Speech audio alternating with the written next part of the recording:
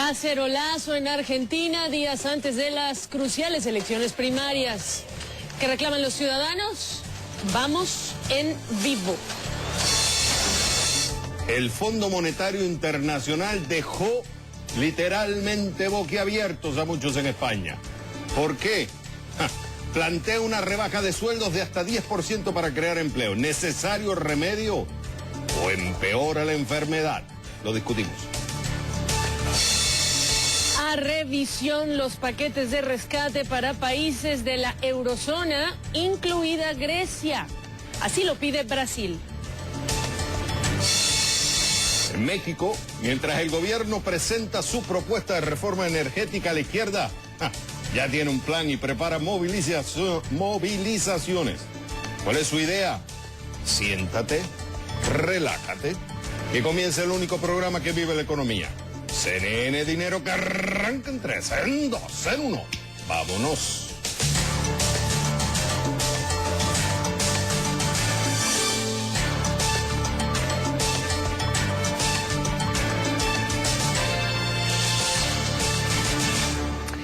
Gracias por acompañarnos. Bienvenidos a CNN Dinero. Les saludan Gabriela Frías y Xavier Serviá. Comenzamos.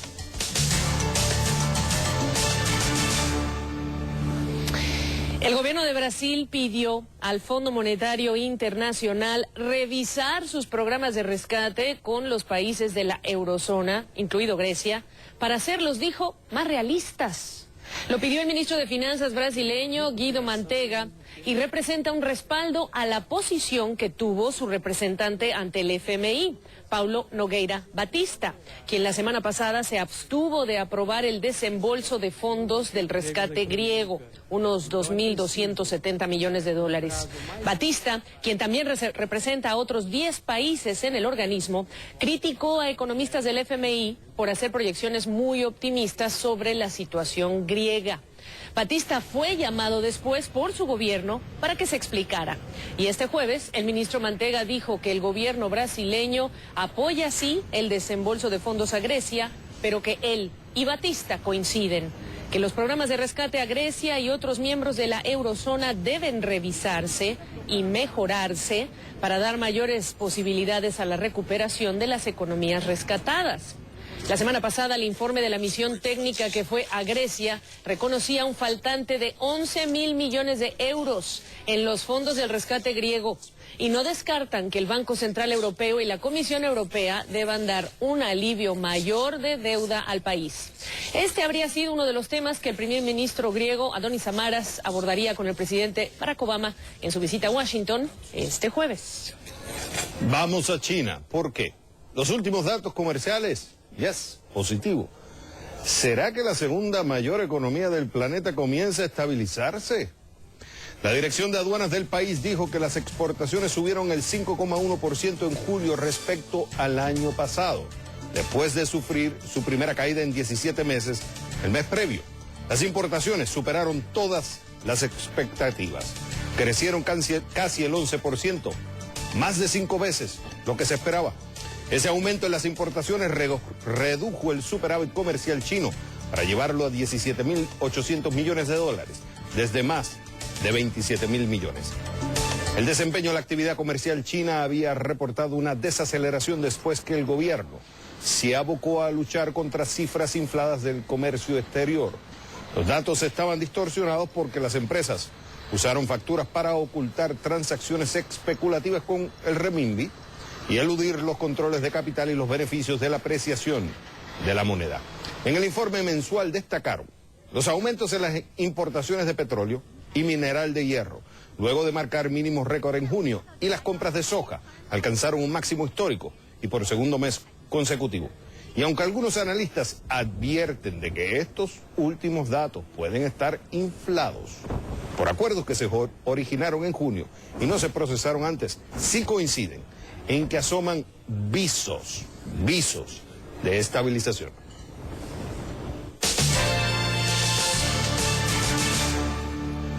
Vamos a poner nuestra mira en Argentina porque este jueves se vive una jornada de cacerolazos en contra del gobierno de Cristina Fernández. La manifestación convocada por varios grupos protestan las políticas gubernamentales y la corrupción. El evento coincide con lo que debía ser la última jornada de campaña para las primarias del próximo domingo. Sin embargo, los candidatos de las principales fuerzas políticas suspendieron sus actos de cierre por el luto por los fallecidos en la explosión ocurrida este martes en la ciudad de Rosario. Así se veían las manifestaciones en otro cacerolazo previo, debemos subrayar respecto de las imágenes, pero ahora sí, antes de presentar a nuestro invitado, queremos su veredicto sobre este tema en nuestra pregunta en Facebook. Y nuestra pregunta para ustedes dice así: ¿el cacerolazo en Argentina es una estrategia de la oposición para debilitar al gobierno? ¿Es una manifestación espontánea del pueblo? ¿O es ambas? Pasen, voten, comenten, pero si prefieren pueden enviar ya sus mensajes a través de nuestras cuentas en Twitter, @gfrias y @XavierServiaCNN. Nos vamos directamente a la Plaza de Mayo en Buenos Aires con José Manuel Rodríguez. Él está ya muy atento, él se encuentra cubriendo precisamente este cacerolazo. Me da mucho gusto saludarte. Ayúdanos a dimensionar la salida masiva de la gente en esta oportunidad, considerando lo que ya decía Xavier, este luto que se había declarado y por lo tanto incluso candidatos que detuvieron ya todos los actos proselitistas por esta explosión que se dio en Rosario. Bienvenido, José Manuel, ¿qué dices? Hola, ¿qué tal, Gabriela? Muy buenas noches. Efectivamente, sí, este es un cacerolazo de mucha menor intensidad de los que se registraron en el país, al menos el 16 de abril pasado. La Plaza de Mayo estaba prácticamente llena de gente, no cabía gente por la Avenida de Mayo hasta el Obelisco.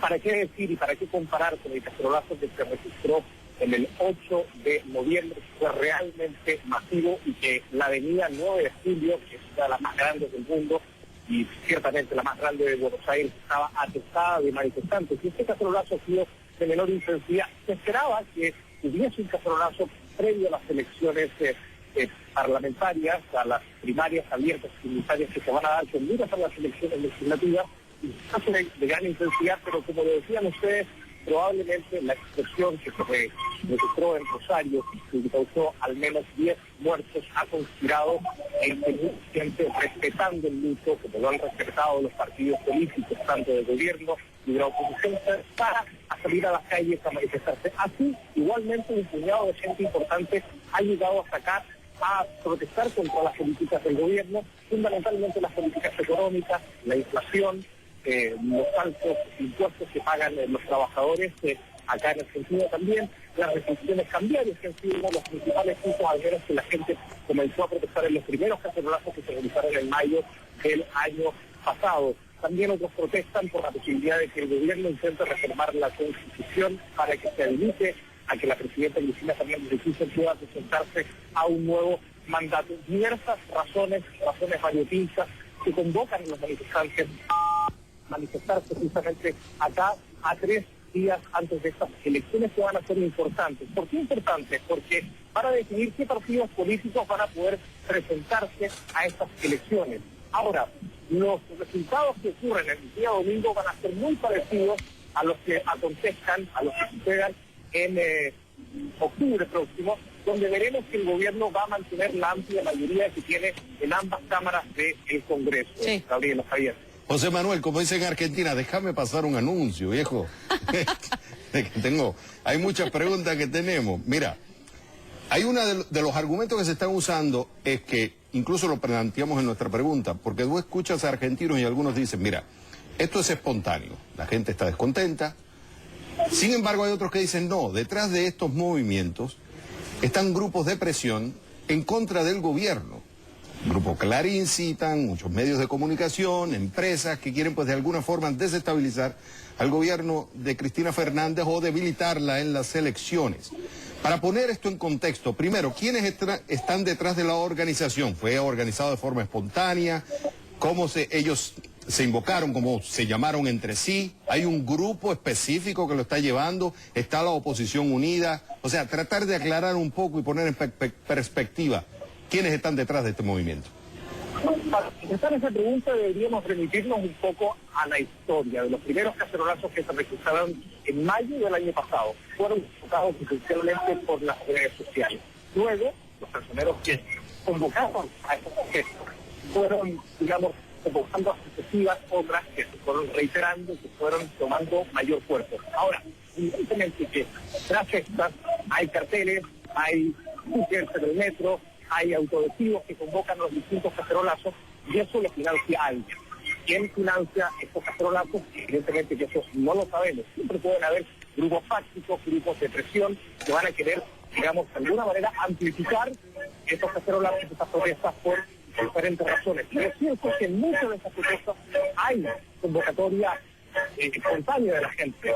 No todas las personas que vienen representando un partido político. Hay otras personas que evidentemente en cacerolazos anteriores, el 16 de abril, muchos partidos políticos dijeron vayan a la Plaza de Mayo, protesten, manifiesten, aquí los sindicatos, la CGT, la Central General de Trabajadores también convocaron.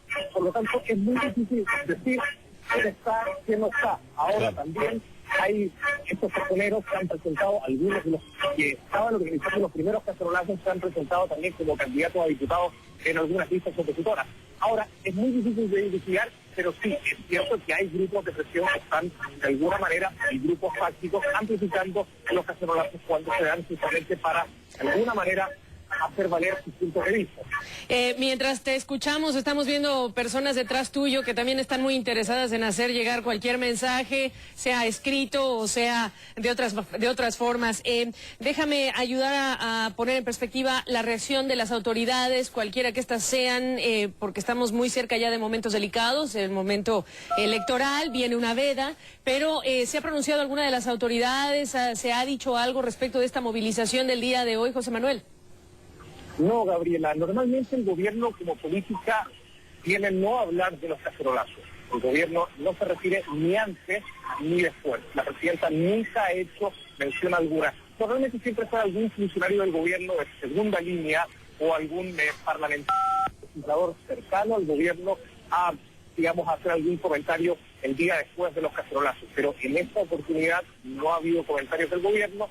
Y fundamentalmente por lo que decíamos, porque los sectores políticos de todos los parcos del país han llamado justamente a no asistir a esta manifestación que ha sido pautada con cierta antelación. Ya de la semana pasada se estaba hablando, de hecho hoy día ha sido trending topic en las redes sociales, una tendencia importante acá en Argentina, pero la verdad es que no, de momento los sectores políticos han llamado a no manifestarse. Por eso vemos que la concurrencia acá en Plaza de Mayo es bastante minoritaria en comparación a otras oportunidades, Gabriela. Bueno, lo importante es que lo que queremos mostrarle no tan solo a nuestros seguidores en Argentina, sino en todas partes de América Latina y Estados Unidos, que hay gente que está criticando las formas como el gobierno argentino está llevando su política, la corrupción, el problema judicial, la economía, pero también hay una realidad, que hay un elemento político de por medio.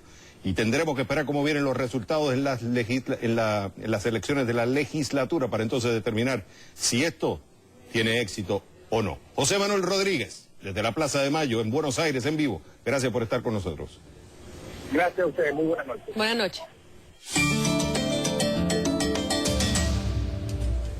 ¿Quién gana hoy? El sistema operativo Android de Google, que poco a poco se está devorando el trozo de tarta que hasta hace poco disfrutaba. ¿Quién va a ser? Apple. La ausencia de nuevos modelos por parte de la compañía de Cupertino ha provocado que los Androids ya se lleven más de un 79% de los sistemas operativos de teléfonos inteligentes. Ya ha pasado más de un año desde el lanzamiento del iPhone 5 o iPhone 5 y Apple se ha quedado con tan solo el 13,2% del mercado. International Data Corporation dice que este último trimestre se han vendido 187 millones de smartphones con Android, mientras que Apple ha vendido algo más de 31 millones de unidades. Gran diferencia. En todo caso, se espera que la empresa de la manzana pueda recuperar parte del mercado cuando lance el nuevo iPhone 6 o iPhone 6, que muchos anticipan para finales de año. Por eso, a Android, que le está dando una pela, a Android de Google, que le está dando una pela a Apple, le damos una medalla de oro de CNN, dinero. ¿Y quién pierde hoy? Los ciudadanos de Grecia, pero sobre todo sus jóvenes, que poco pueden hacer ante un creciente desempleo.